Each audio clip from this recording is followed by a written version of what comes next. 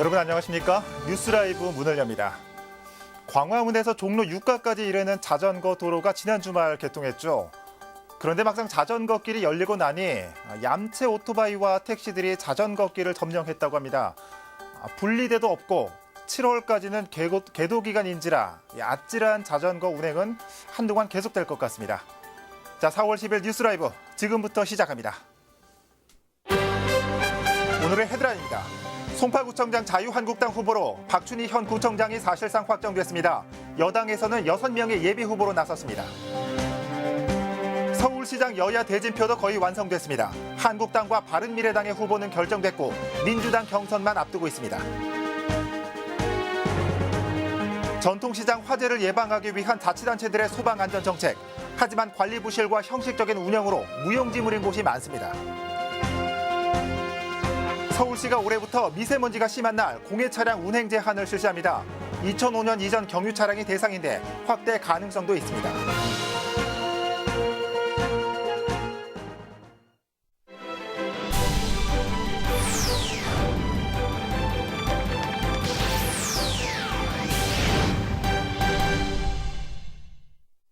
자유한국당의 6.13 지방선거에서 현 박춘희 송파구청장을 송파구청장 후보로 사실상 확정하면서 공천을 마무리한 것으로 알려졌습니다. 더불어민주당은 현재까지 6명이 예비 후보로 나서면서 대진표가 슬슬 완성되는 분위기입니다. 천서영 기자입니다. 자유한국당이 6.13 지방선거에서 송파구청장 후보로 박춘희 현 구청장을 공천한 것으로 알려졌습니다. 자유한국당 중앙당 공천관리위원회는 최근 박춘희 구청장을 송파구청장 후보로 정하고 공천심의위원회를 거쳐 최고위원회 의결까지 마쳤다고 밝혔습니다. 공식 발표는 없었지만 사실상 자유한국당 송파구청장 최종 후보로 박춘희 구청장을 낙점한 겁니다. 송파는 아시다시피 저희 중앙당에서 공천을 하는 거예요. 송파하고 강남 같은 경우는 거기서 최고 의결까지 마친 걸로 알고 있는데. 박 구청장은 빠르면 이달 말 후보 등록을 할 예정으로 알려졌습니다. 후보 등록을 하면 직무가 정지되고 선거 운동을 본격화할 수 있습니다. 한편 박춘희 구청장에 맞설 여권의 최종 후보는 아직까지 결정되지 않았습니다. 공기업 임원인 김금열 씨와 박성수 변호사, 정당인 박용모 씨와 김주신 교수, 안성화 송파구 의장과 정당인 최종우 씨까지 6명이 예비 후보로 등록해 선거운동을 진행하고 있습니다. 더불어민주당은 조만간 적합도 조사와 면접을 통해 후보를 지명할지 경선을 진행할지 결정할 예정이지만 후보들은 저마다 경선을 준비하고 있는 분위기입니다. 면접하고 그 결과에 따라 볼 것 같은데 지금 분위기는 각 후보마다 경선을 준비하는 걸로 가고 있어요. 60여일 앞으로 다가온 6.13 지방선거. 하나둘 공천이 확정되면서 최종 후보들의 윤곽이 서서히 나오고 있습니다. 딜라이브 서울 경기 케이블 TV 천선입니다.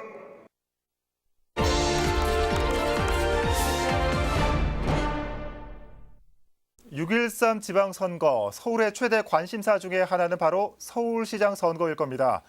선거까지는 아직 2달 정도 남아있는데 여당은 아직 경선이 남았지만 야권에서는 후보들이 정해져 크게는 3파전으로 흐르는 양상입니다. 서울시장 선거 상황 취재 기자와 함께 살펴보도록 하겠습니다. 자, 적배 기자 어서 오시죠. 자, 주요 정당의 후보들이 서울시장 출마를 속속 선언하고 있습니다. 먼저 이번 서울시장 선거 키포인트 먼저 짚어주실까요?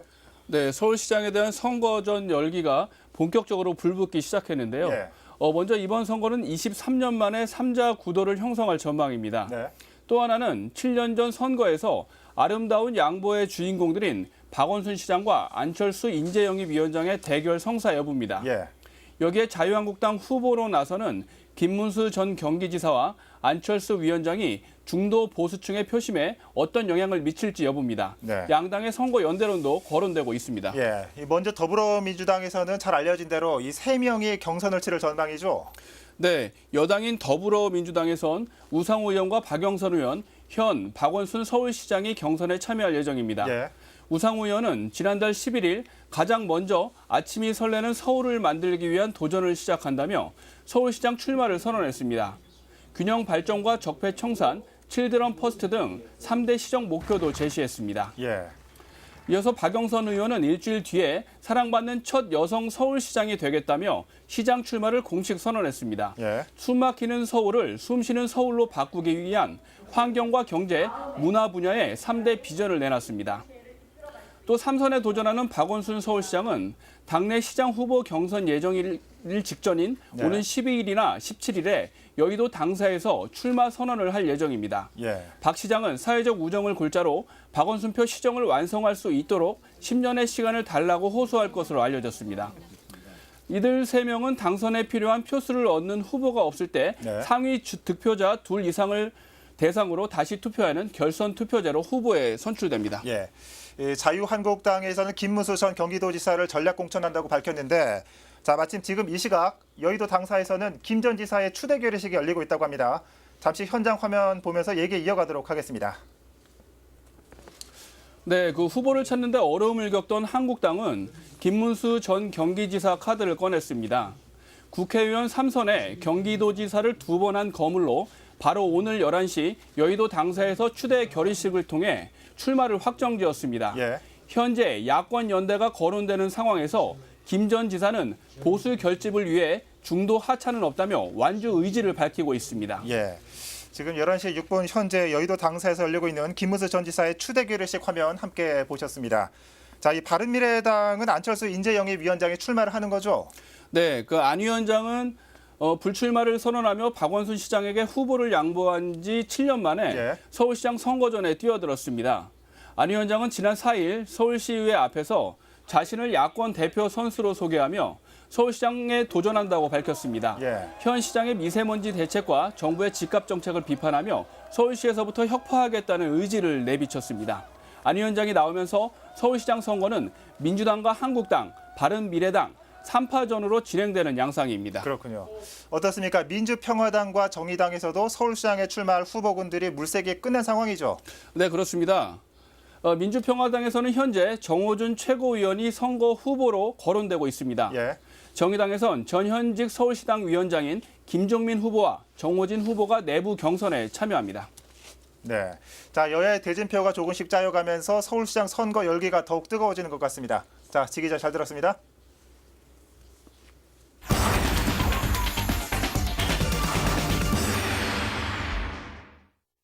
서울시가 미세먼지 비상저감 조치 대책으로 올해부터 공해 차량에 대해 운행 제한을 두겠다고 밝혔습니다. 경유차 운전하시는 분들, 앞으로 서울시 통행이 어려울 수도 있겠는데요. 현장에 나가 있는 취재 기자 연결해 자세한 내용 살펴보도록 하겠습니다. 오신영 기자. 네, 저는 서울시청 앞 광장에 나와 있습니다. 네. 서울시가 미세먼지 비상저감 조치 발령 시 공해 차량 운행 제한을 두겠다고 했죠. 정확히 어떤 내용입니까? 네, 말 그대로 미세먼지가 심한 날에는 경유 차량을 운행할 수가 없는 겁니다. 예. 네, 서울시가 지난해 내놓은 미세먼지 10대 대책 중에 이 같은 내용이 포함됐는데요. 네, 현재는 차량 이부제 등을 통해 미세먼지 대책에 나서고 있지만 앞으로 미세먼지 비상저감 조치가 발령되면 새벽 6시부터 밤 9시까지 경유차의 운행을 제한하는 겁니다. 예. 현재도 공해 차량에 대해서는 운행 제한이 있는 걸로 알고 있는데요. 앞으로 시행될 대책과 어떤 차이점이 있습니까? 네, 현재 서울시가 시행하고 있는 대책으로는 2005년 이전 2.5톤 이상 트럭 차량 중 저공해 미조치 차량에 대해서 위반 여부를 확인하고 있습니다. 예. 또 지난해 7월부터는 종합검사 불합격 차량도 서울시 운행이 제한되고 있는데요. 네, 앞으로는 저공해 미조치 여부와 관계없이 모든 차량이 포함될 것으로 보입니다. 예. 하지만 공해 차량 기준에 대해서는 아직 정확하게 정해지진 않았는데요.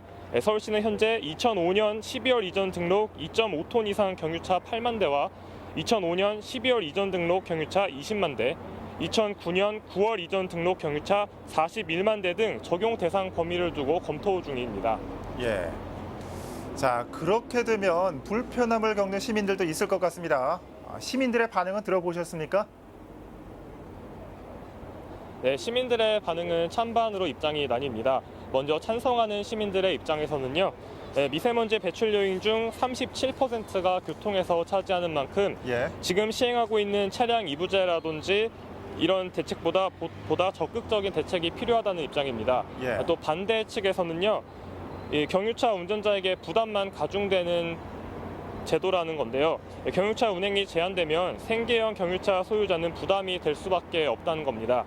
현재 경유차 소유자들에게 환경 개선 부담금과 매연 저감 장치 부착 등 규제가 있기 때문에 중복으로 규제가 되는 것 아니냐는 입장입니다. 예. 자, 이 오 기자 말처럼 이 공해 차량 운행 제한이 시작되면 일부에선 반발하는 움직임도 있을 것 같은데, 그럼 공해 차량 운행 제한은 언제부터 시행되는 겁니까?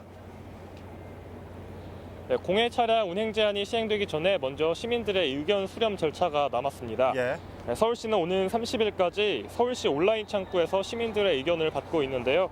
이 결과를 토대로 세부 계획을 확정한다는 입장입니다.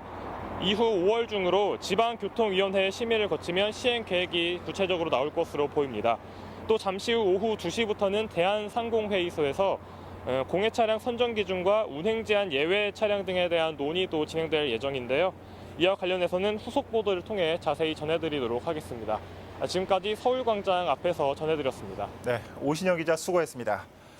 이제는 미세먼지의 원인을 국내에서도 찾자는 움직임이 활발한 것 같습니다. 서울시의 공해 차량 운행 제한 정책 살펴봤습니다.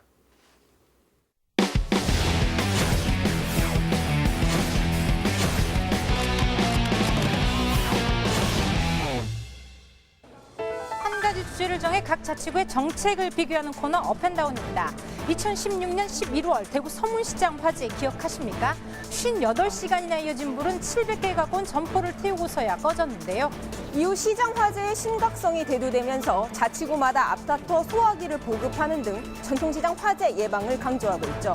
그렇다면 현재 전통시장 소화기 관리는 제대로 이루어지고 있을까요? 업앤다운에서 짚어봅니다.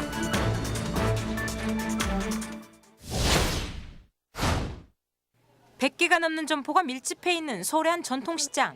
음식점 화기 옆에 소화기가 놓였지만 언제 만들어졌는지조차 구분이 안 되는 노후 소화기입니다. 먼저 보이지도 않고. 네. 이거는 봐도 엄청 지금 여기 좀 빠진 것 같아요. 원래 여기에 대기가 있던 것 같은데. 네. 인근의 또 다른 점포. 소화기 표면은 심하게 부식됐고 압력 게이지는 묵은 때로 아예 보이지 않습니다. 노후 소화기는 일단 우리가 화재가 발생됐을 때 초동 대처가 되게 중요하잖아요. 그 상황 때 분사가 되지 않을 수가 있습니다. 그래서 제조 일자를 확인을 한번 해보시고 10년이 지났으면은 지금 바로 교체를 해주시길. 지난해 1월 전통시장 1점포 1소화기 사업을 추진했던 자치구지만 이 시장의 경우 점포마다 핸디용 소화기가 지급되지 않았습니다. 대신 상인들이 직접 소화기를 구매하거나 가져와서 보유하고 있는 상황. 그렇다 보니 노후된 소화기가 수두룩하고 관리도 제대로 안 되고 있는 겁니다. 자치구가 따로 이렇게 하는 건 없나요? 저희가 따로 뭐 하는 건 없어요. 지난해 겨울 화재가 발생해 점포 3곳을 태웠던 또 다른 전통시장. 당시 소화기 안전핀에 묶여진 케이블 타이 일부가 잘 끊어지지 않아 논란이 됐었지만 상황은 바뀌지 않았습니다. 이게 잘 안 끊겨. 힘이 그러니까 급하니까 마음은 급하고 팍 당겨 손가락으로 팍 당기잖아요. 그러니까 손이 쫙 때려버리는 거지. 대여섯 개의 소화기를 넣어놓는 미니 소방서의 상황은 어떨까? 시장 출입구 쪽 미니 소방서입니다. 지금 보시면 육안으로 보기에는 굉장히 상태가 괜찮은 소화기 6개가 이렇게 놓여져 있는데요. 문제는 지금 미니 소방서 앞에 이렇게 노끈으로 양옆이 묶어져 있습니다. 그래서 문을 열기 굉장히 어렵게 돼 있는 상태입니다. 두 번째 미니 소방서로 이동해 보겠습니다.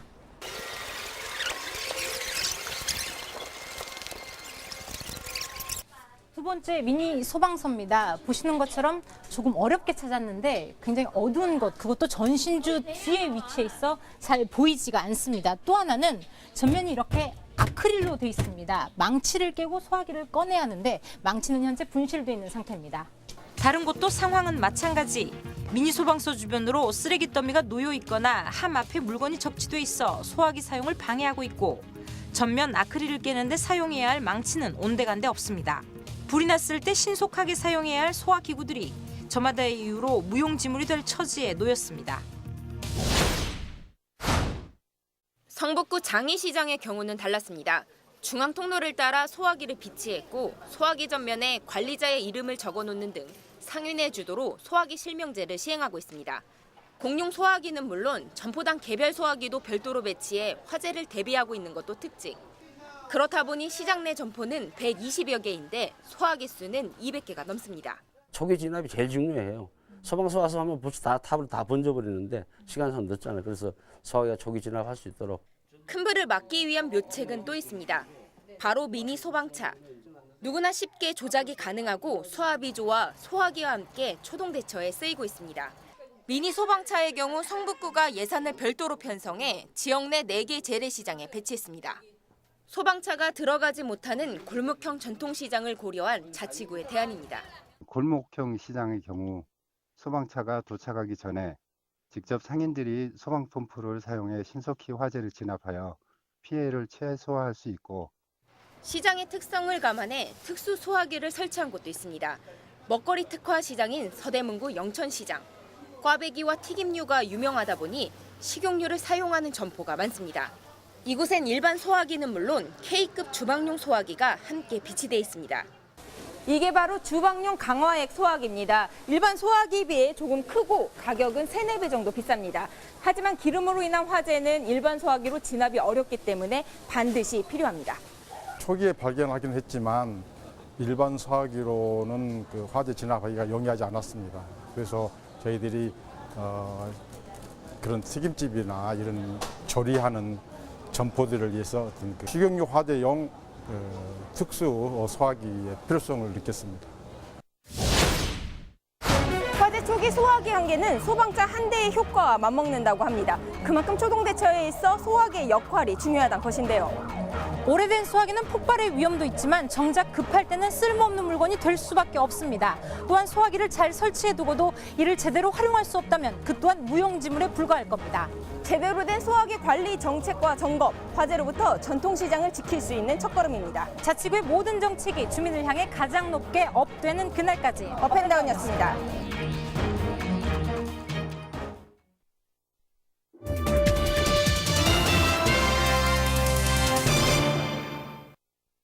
지난 주말 봄을 시샘하는 꽃샘추위가 지나가고 날씨는 완연한 봄으로 가고 있습니다. 멀리 떠나지 않고 도심 속에서 봄을 즐기는 여유, 노을공원은 어떨까요? 천서영 기자입니다. 하늘 아래 펼쳐진 널따란 잔디공원. 공을 쳐내는 명쾌한 소리와 함께 홀마다 삼삼오오 사람들도 꽉 들어찼습니다. 연면적 22,000여 제곱미터. 노을공원 정상에서 천연 잔디로 즐기는 파크 골프장이 올해도 문을 열었습니다. 그리고 카페 회원들하고 같이 와가지고 오늘 쳐보니까 뭐 날씨는 이렇지만 너무 좋아요. 뭐 라운드도 좋고 모든 조건이 좋아요. 그래서 앞으로 계속 오겠습니다. 전반 9홀과 후반 9홀 총 18홀로 구성돼 있습니다. 짧게는 30m, 길게는 100m 코스로 난이도도 있어 도심 속에서 간단하게 골프를 즐길 수 있습니다. 해발 98m, 노을공원의 또 다른 정상, 이번엔 가족 캠핑장입니다. 서울에서 가장 아름다운 석양을 볼 수 있는 곳으로 전체 152개 면이 조성돼 있습니다. 2010년 개장한 뒤 해마다 5만 명이 찾고 주말의 경우 100%의 높은 예약률을 보이는 등 인기가 높습니다. 서울 시내에서 이렇게 잔디밭 넓고 넓은 공간이 없잖아요. 캠핑할 수 있는 데가. 그래서 너무 좋은 것 같아요. 가까웠고. 화덕과 야외 테이블, 간단한 전기용품도 사용할 수 있도록 전기시설도 갖췄습니다. 한 사람이 한 개 면을 최대 2박 3일까지 예약할 수 있습니다. 가족들이 정말 개인적인 어떤 힐링을 위한 아주 그 공간, 개인적인 공간이나 이런 것들이 확보가 돼서 굉장히 인기가 많고요. 매년 4월부터 11월 달까지 개장하고 배점을 하고 있습니다. 한편 서울시는 오는 7월부터 노을공원 안에서 반딧불이와 누이 생태 체험 교실도 운영합니다. 캠핑장에서 1박 2일 캠핑을 통해 파크 골프도 즐기고 다양한 생태 체험 프로그램까지 도심 속 여가는 노을공원에서 충분합니다. 딜라이브 서울 경기 케이블 TV 천선입니다. 동네마다 골목에 벽화를 그리거나 마을 지도 만들기 등으로 골목을 살리기 위한 노력이 계속되고 있습니다. 서대문구에서는 청년 예술가들이 모여 동네의 골목 문화 만들기에 나섰습니다. 청년 예술가들은 어떤 방법으로 골목 살리기에 나섰을까요? 오신영 기자입니다. 스프레이 페인트를 이용해 흰 도화지를 채워나가는 청년 예술가. 한쪽에서는 관객이 크레파스로 흰 가면에 자유롭게 색을 채워나갑니다. 참가자는 어렸을 적 막연히 생각만 해봤던 꿈을 가면에 담아냈습니다. 영웅이 되고 싶다는 그런 심리 생각하면서 나중에 이런 가면 쓰고 막 그냥 영웅 놀이하면 재밌겠다 이 생각하면서 그랬어. 청년 예술가와 관객이 함께 참여하는 골목 예술 프로젝트가 마련됐습니다. 사람과의 관계, 사랑, 꿈 등 추상적인 생각을 도화지와 가면에 그려내 자신의 감정을 표현해내는 겁니다. 골목 예술 프로젝트는 매번 다양한 주제로 동마다 진행돼 지역 주민들이 일상에서 쉽게 예술 활동을 접할 수 있도록 돕습니다. 청년 예술가들에게는 무심코 지나칠 수 있었던 동네의 골목이 하나의 창작 공간으로 재탄생한 겁니다. 청년 예술가들이 되게 힘들게 그렇게 예술 활동을 하고 있는데 그런 예술가들의 자립 이런 거를 도와주기 위한 그런 목적도 있고요. 뭐 공연장을 가거나 그래야만 접할 수 있었던 것들인데 골목에서 우리가 지나다니는 그런 거리에서 한다는 게 사실은 되게 생소하잖아요. 청년 예술가와 지역 주민과의 소통으로 골목 문화를 활성화하는 골목 예술 프로젝트. 이번 이화여대기를 시작으로 천연동과 춘향동 등 다양한 지역에서도 예술 활동 지원이 추진될 계획입니다. 딜라이브 서울 경기 케이블 TV 오신영입니다. 서울시가 강남 4구로 불리는 강남과 서초, 송파, 강동구를 대상으로 부동산 불법 행위 수사에 들어갔습니다. 서울시는 민생사법경찰단 내 수사관 12명으로 이루어진 부동산 불법 행위 전담 수사팀을 꾸려 공인중개사법 위반이 의심되는 업소에 대한 수사를 벌이고 있습니다. 수사팀은 경찰과 변호사, 세무 전문가 등으로 구성됐으며 강남 4구 외 다른 지역으로 수사 범위를 확대할 예정입니다. 수사 내용은 시세 조작과 가격 담합, 분양권 불법 전매, 청약 통장 불법 거래 등 부동산 시장을 교란시키는 불법 행위들입니다. 용산구가 심원정 외명 강화 지처비 보수 공사를 완료했습니다. 이는 역사 바로 세우기 사업의 일환으로 비석을 들어 화강석 지대석을 놓고 주위에 울타리를 둘렀습니다. 또 강화비의 의미를 담은 안내판을 설치했습니다. 강화비는 약 1.7m 크기로 1593년 당시 명군과 왜군 사이에 있었던 화의 결정을 담고 있습니다.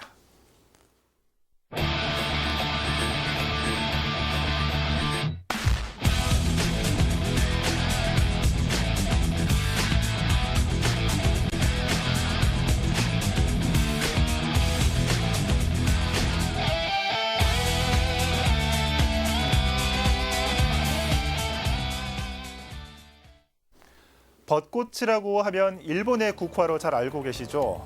그런데 이 왕벚나무의 자생지가 우리나라 제주도라고 합니다. 또한 팔만대장경을 만드는 데도 벚나무가 사용됐고 우리의 전통파를 만드는 데도 벚나무 껍질이 이용된다고 합니다. 이 벚꽃 축제가 이번 주까지는 절정을 이룬다고 하죠. 단순히 꽃만 볼 게 아니라 나무가 가지고 있는 다양한 쓰임새와 역사를 알고 보면 더 재미있는 벚꽃놀이가 되지 않을까요? 뉴스라이브 마칩니다. 시청해주셔서 고맙습니다.